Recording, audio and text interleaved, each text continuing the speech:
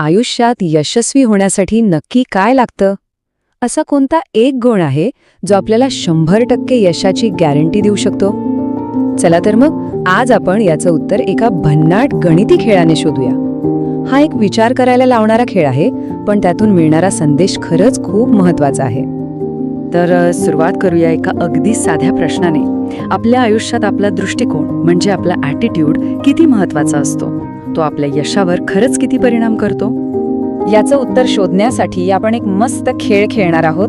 आपण शब्दांनाच गुण देणार आहोत आणि मग बघूया की असा कोणता शब्द आहे जो आपल्याला थेट 100च्या आकड्यापर्यंत घेऊन जातो.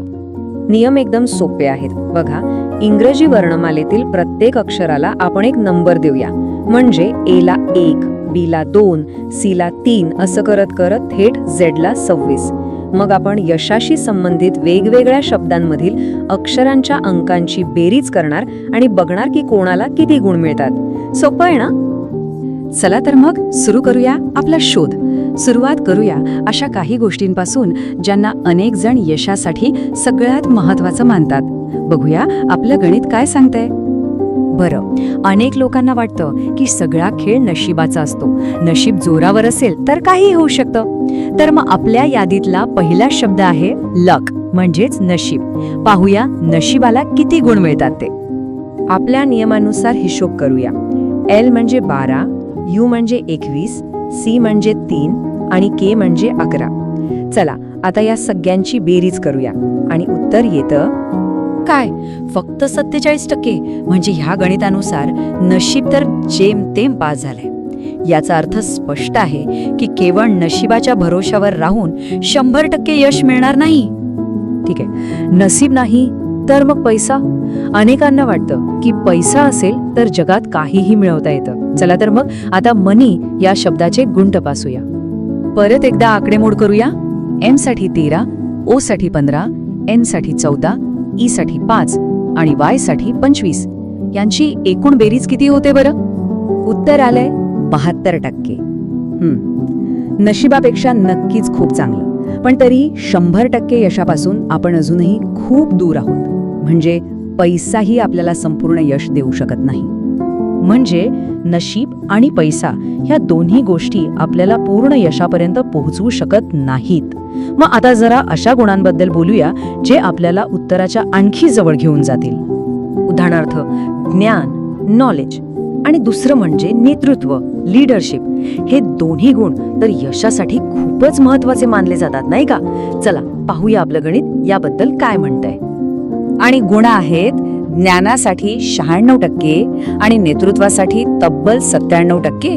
अरे वा, म्हणजे आपण 100च्या अगदी जवळ आलोय. पण तरीही 100% नाही, काहीतरी कमी आहे अजून. मग ते काय असेल? कदाचित ती गोष्ट जी आपण सगळेच लहानपणापासून ऐकत आलो आहोत. कठोर मेहनत, हार्डवर्क. म्हणतात ना, मेहनतीशिवाय पर्याय नाही. पाहूया हार्डवर्क आपल्याला 100 पर्यंत पोहोचवतं का ते. चला याची बेरीज करून बघूया.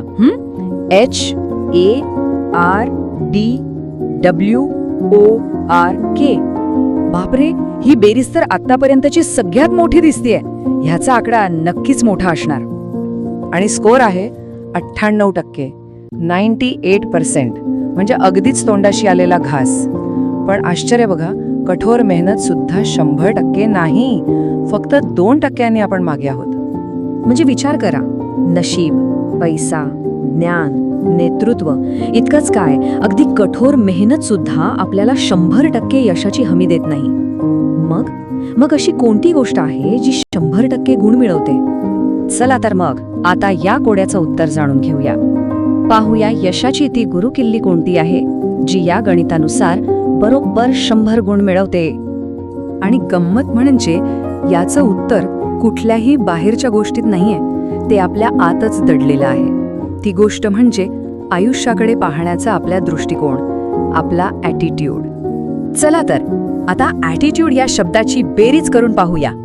ए म्हणजे 1, टी म्हणजे 20, परत टी साठी 20, आय साठी 9 आणि असं करत करत पुढे. आणि ह्या सगळ्यांची बेरीज येते बरोबर 100%, 100%. म्हणजे या आपल्या मजेशीर गणितानुसार एकच गोष्ट आहे जी 100% यशाची हमी देते आणि ती म्हणजे आपला ॲटिट्यूड, आपला सकारात्मक दृष्टिकोन. तर मग ह्या सगळ्यातून काय शिकायला मिळालं? बघा, कठोर मेहनत, ज्ञान, पैसा हे सगळं महत्वाचं आहे, यात शंकाच नाही. पण या सगळ्यांना योग्य दिशेने घेऊन जाणारी, त्यांना अर्थ देणारी एकच गोष्ट आहे, आणि तो म्हणजे आपला दृष्टिकोन. सकारात्मक दृष्टिकोन म्हणजे फक्त सगळं ठीक होईल असं म्हणणं नाही, तर वाईट परिस्थितीतूनही मार्ग काढणं, चुकांमधून शिकणं आणि हार न मानता पुढे चालत राहणं. कारण आपला दृष्टिकोनच ठरवतो की आपण यशस्वी होणार की नाही.